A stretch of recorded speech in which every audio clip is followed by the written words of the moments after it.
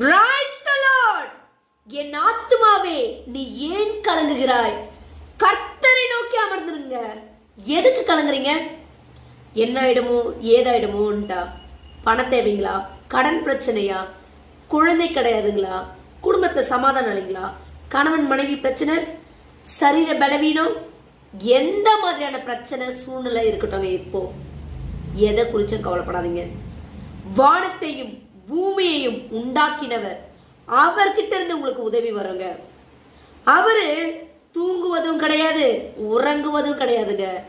என்னை காக்கிறவர், என்ன தூங்காம உறங்காம இரவும் பகலும் என்னை பாதுகாக்கிறவர்.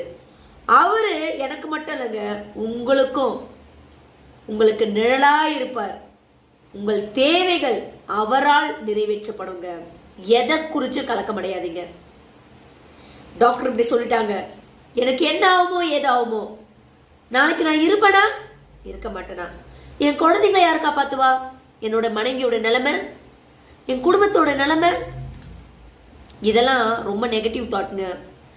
சாத்தம் கொடுக்குற தந்திரம் இதெல்லாம். இதுல போய் நம்ம விழுந்துடக்கூடாது. தைரியமா இருக்கணும். சரீரத்துக்கு அவனுக்கு அதிகாரமே கிடையாது.